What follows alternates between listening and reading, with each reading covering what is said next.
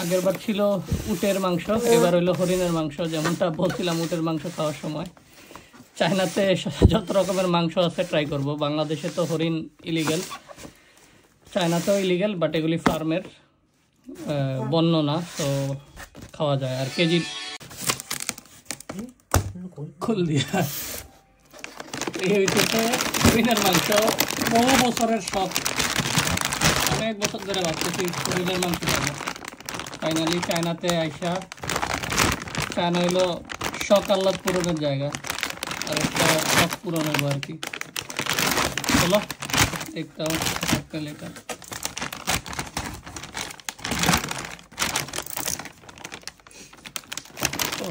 Bag নিয়ে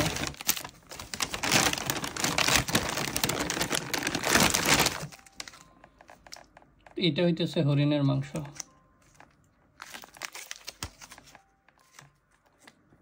উটের মাংস কিছুটা এমন দেখতেই ছিল। কয় পিস দিচ্ছে?